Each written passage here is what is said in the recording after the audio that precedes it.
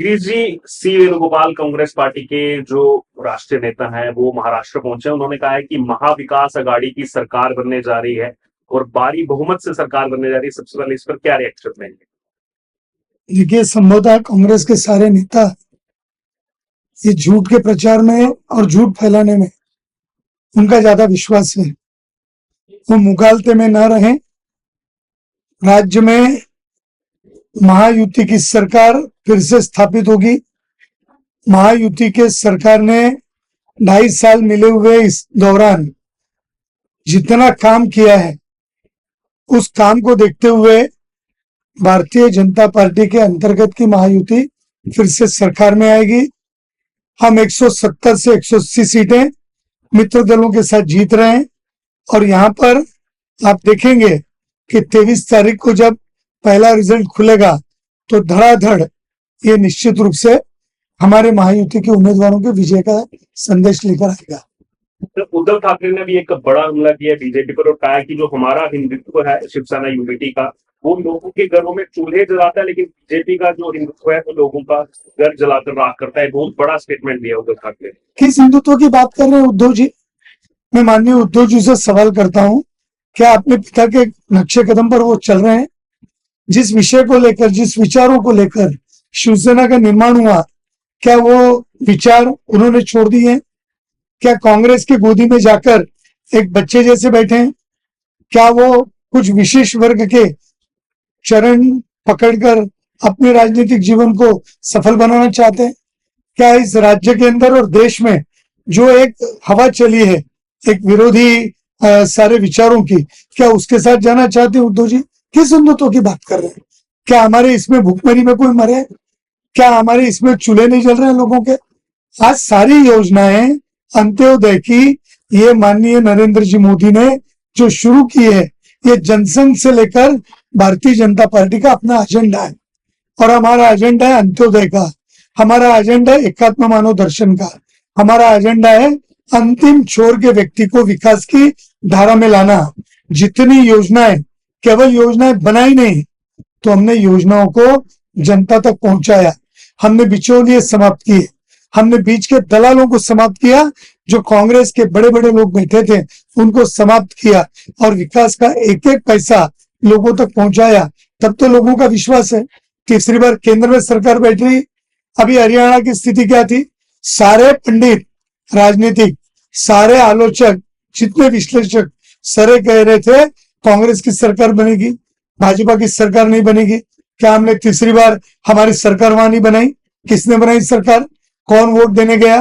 फिर रोना रोएंगे EVM machine का, हिंदुत्व का रोना रोएंगे। अरे जात जात में तो ये लड़ा रहे। ये कांग्रेस थी जो जात पर न पात पर मोहर लगेगी, अपने हाथ पर ऐसा नारा देने वाले ये लोग हैं। और आज जाति जाति को बांटने का काम ये कर रहे हैं। राहुल गांधी जाति की जनगणना पूछ रहे हैं। तो ये सारा उद्धव ठाकरे जानते हुए धृतराष्ट्र की भांति केवल अपने बच्चे की अगली राजनीतिक जो कुर्सी है वो कैसे कायम रहेगी, और बड़े बड़े शिवसेना के नेता जो उम्र में उससे दुगने हैं, दुगनों से ज्यादा हैं, वे उसके पैर पड़ रहे हैं। ये देखते हुए मुझे शर्म आती है। आप देखिए, ये वो शिवसेना है जहां बाला साहब जी ठाकरे खड़े थे तो हमारे पंतप्रधान नरेंद्र जी मोदी उनको झुककर प्रणाम कर रहे हैं। ये संस्कार का है। और दूसरी तरफ राहुल गांधी को बुके देते हुए, झुककर उनको नमस्कार करने हुए उद्धव ठाकरे किस हिंदुत्व की बात करते हैं?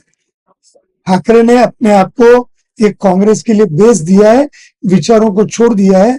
वो हिंदुत्व की कृपया बात न करें, यही मेरा उनसे कहना है। एक सवाल ये भी, इस समय नागपुर में हम मौजूद हैं, आरएसएस मुख्यालय यहाँ पर है और राहुल गांधी जहां भी जा रहे हैं वो बीजेपी के साथ साथ आरएसएस पर भी हमला कर रहे हैं और सीधे तौर पर कह रहे हैं कि बीजेपी और आरएसएस मिल करके देश से संविधान को खत्म करना चाहते हैं, इसलिए आप लोग भ्रम में ना जाएं, इनको वोट ना दें। ये वो अपील कर रहे हैं। ये मुद्दा काफी पुराना हो चुका है। लोकसभा में इसी झूठ को उन्होंने कहा। और झूठ कैसा है कि जितना जोर से बोलो उतना लोगों को उस पर भरोसा आता है, और एक झूठ बार बार नहीं चलता। इस संविधान में, परम पूज्य डॉक्टर बाबा साहब अम्बेडकर के दिए संविधान में प्रीएम्बल तक जो नहीं बदलने चाहिए, भारत सरकार वर्सेस भारती की केस में सुप्रीम कोर्ट के 9 जजेस ने बैठकर निर्णय दिया कि सरकार किसी की भी है, preambles of the constitution can not be change, पर इन्होंने बदल दिया। 82 टाइम्स इन्होंने इसको बदला है। इन्होंने धारा 370 लगाई, 38A लगाई। क्यों लगाई? ये संविधान में बाबा साहब ने लिखा था ये नारा ना जोड़ें, ये नेहरू ने धारा जोड़ने को लगाई। इस देश में नेहरू के कारण, इस कांग्रेस के कारण 2 संविधान, 2 पंतप्रधान, 2 निशान चले। ये देश का दुर्भाग्य नहीं था, ये संविधान को छेड़छाड़ नहीं थी, ये कांग्रेस ने किया। और कांग्रेस ने अपने हित के लिए इंदिरा जी ने आपातकाल लगाया। ये क्या लोग भूल सकते हैं? सारा विरोधी पक्ष जेल में बंद कर दिया, समाजवादी नेता से लेके जयप्रकाश नारायण से लेके तो हमारे सारे लोगों को जेल में भर दिया। क्या ये संविधान के साथ खिलवाड़ नहीं थी? राहुल गांधी किस संविधान की बात करते हैं? राहुल गांधी ने कभी संविधान पढ़ा है क्या? राहुल गांधी इस देश को मानते हैं क्या? यहाँ की माटी के, यहाँ के मानुष की बात करते हैं क्या? यहाँ के लोगों के जो हितों की बात करना है वो करते हैं क्या? भारतीय जनता पार्टी की सरकार को एक मौका मिला इस सरकार में आने का, और वो था अटल बिहारी वाजपेयी के प्रधानमंत्री काल में। हाँ, हमने संविधान में एक दुरुस्ती की थी, और वो क्या हमने बदल किया?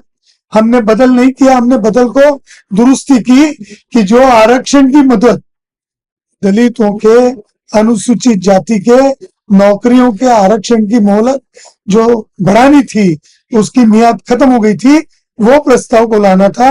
वो प्रस्ताव हमने लाया, ये संविधान में हमने एक दुरुस्ती की, ये दुरुस्ती हमने की।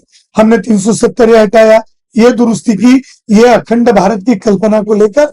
और भारत, कश्मीर भारत का अविभाज्य भाग है, ये हमारी भूमि है, ये बताने के लिए दुरुस्ती की। ये किसी व्यक्ति के लिए नहीं की, किसी भारतीय जनता पार्टी के नेता के हित के लिए नहीं की। कांग्रेस के नेताओं ने अपने हित के लिए संविधान में बार बार दुरुस्ती की, और हमारे दलित भाइयों को, हमारे आम्बेडकरी विचारधारा के लोगों को, अनुसूचित जातों को भ्रम में डाला है। हमने कई इस प्रकार की संविधान के साथ छेड़छाड़ नहीं की, इस बात को लोग समझ लें। राहुल गांधी ने एक किताब दिखाई, संविधान लिखा था, अंदर के सारे पन्ने कोरे थे, ऐसी किताब दिखाते हैं, ये संविधान बदल रहे हैं। कौन सा संविधान ले रहे हैं? हम उस संविधान को मानते हैं जो लोकसभा में रखा है, उस संविधान को मानते हैं जिस पर सरकार चलती है और देश में काम करती है। वो संविधान राहुल गांधी का संविधान नहीं, वो डॉक्टर बाबा साहब अम्बेडकर का संविधान है। और उस संविधान को माथे लगाकर मोदी जी ने शपथ ली है, उस दहलीज पर माथा टिकाया है, वो मोदी जी हैं।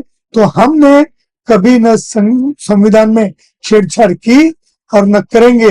यदि करेंगे तो उस देश के सर्व सामान्य प्रत्येक व्यक्ति, सबकी जाति के लिए हम संविधान में बदल करेंगे।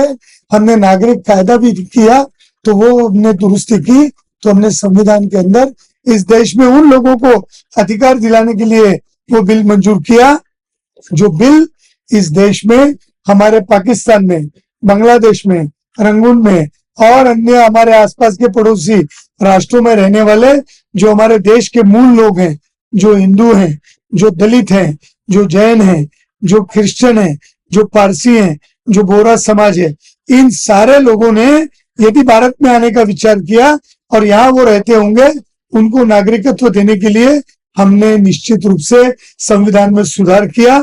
और ये बाबा साहब ने भी इसको मान्य किया था कि ये करना चाहिए, पर नेहरू ने नहीं होने दिया, वो हमने किया। हम अच्छा काम करेंगे, देश के हित में करेंगे, बाबा साहब के संविधान से कभी कोई छेड़छाड़ हम नहीं करेंगे, ये हमारा संकल्प है, ये शपथ है हमारी। एक छोटा सा आखिरी कमेंट, हाल ही में लोकसभा चुनाव हुए थे 4 महीने पहले, उसके मुताबिक देखें अगर कन्वर्ट करें रिजल्ट में, तो 155 सीटें महाविकास आघाड़ी की उस हिसाब से विधानसभा के हिसाब से आते हैं। आप भी एमएलसी रहे हैं, क्या लग रहा है कि 3-4 महीने के अंदर क्या इतना बदलाव हो जाएगा? जो महायुति बार बार करिए कि हम सरकार बनाएंगे, क्या इतना मन बदल गया होगा लोगों का?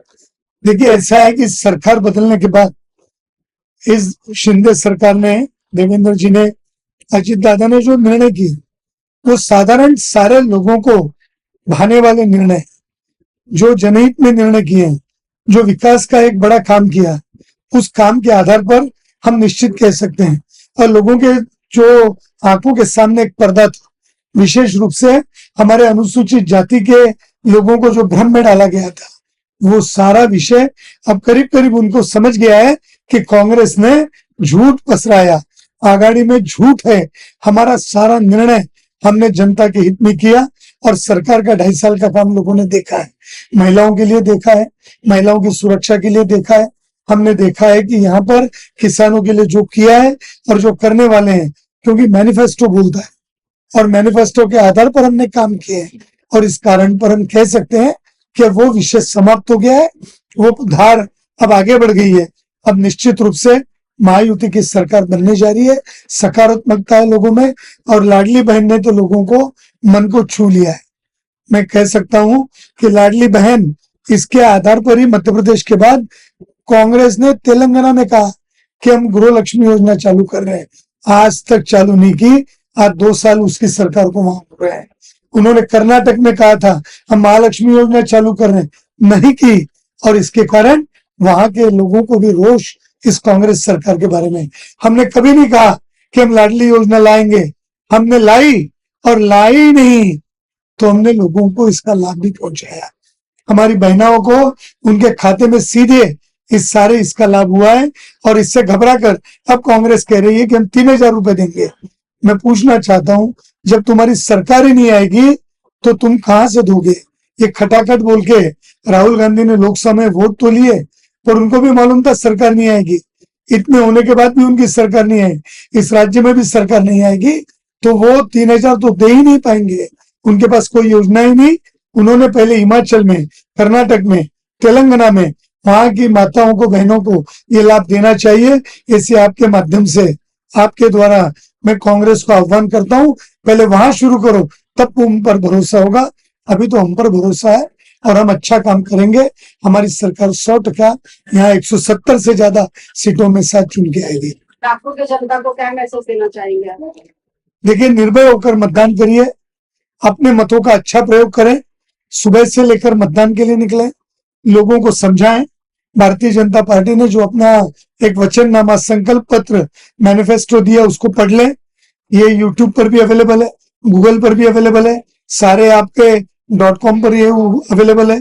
इसको एक बार पढ़ लेंगे तो हम जो कहते हैं वो करते हैं और जो हम और ज्यादा करते हैं वो हम कहते नहीं है।